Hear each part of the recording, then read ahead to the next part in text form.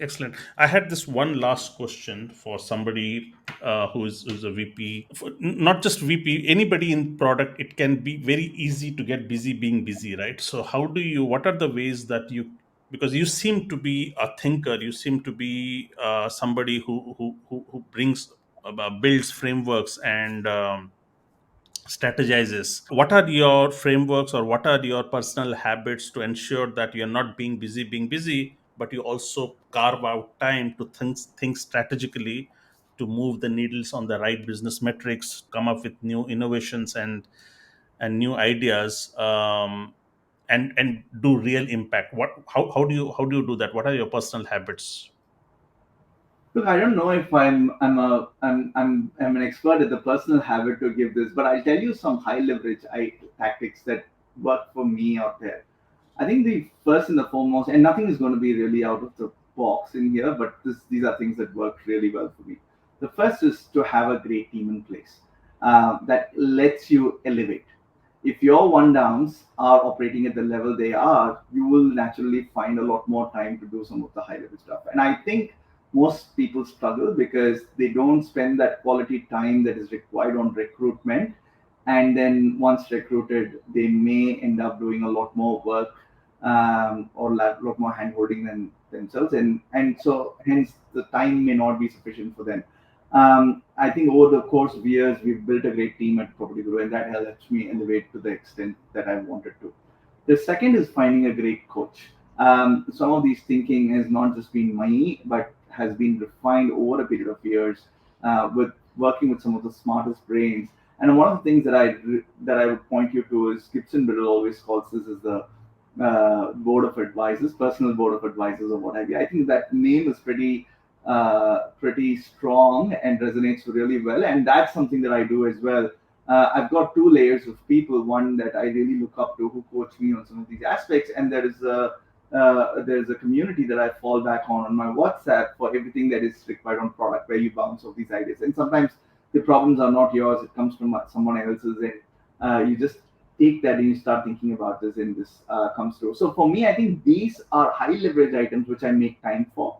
And when you make time for getting in really quality talent, not just settling in for anybody who comes in there and not looking at vanity matrices like time to hire and what have you. When you really get the right talent inside, I think that unlocks you. And similarly, when you're looking at good coaches, peers, and safety net around you, that I think gives you a lot more leverage. That's, So once you get that time, what do you do in that time? Do you like have white spaces on your calendar and sit through and ponder over some ideas, some big ideas, and sketch it out and then come up with? yeah, look, some of these things, one of the things I always try to manage it out is that there's a fine line. There should be a distinction between theory and applicability. And it's just that it's okay to just sit down in the corner and write some stuff. But the questions that you're seeing on this chart are the questions that we asked in Property Guru or in TurboTax or in PayPal in some form or the other. And the questions are very powerful here, and the answers might come out at a point in time. Good. And so that is where the starting point is. So a lot of these things are working experience stuff, which got shaped into what you're seeing right now. And Got then the writing is more about bringing those, synthesizing that, and presenting it in a way that other people can also benefit from it.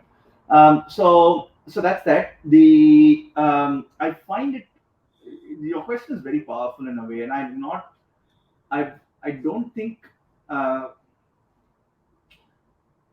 I don't think there is a formula that I follow, but the thinking process is very rigorous. I still remember that Marty is now been shouting about one of the lost interviews of Steve Jobs. He says, go out and keep watching it. But I would say that there's only 2.5 minutes, which is an absolute gold in that particular interview that you need to look at, in which he says product designing products is all about taking 5,000 things in your brain and then synthesizing it into a place where you can have a point of view. Ravi, that's the most difficult part for a product leader. So answering your question, yes, I do take my time off. I tell my CEO that I'm going out for a day or two, and that day is is completely mine, where I then look at the blocks, then I start making my theses, and then I start adding the complexity layer on top of it. Now, like, for instance, one of the things I generally start with is what is the compelling insight that I have about my product, which I need to focus on.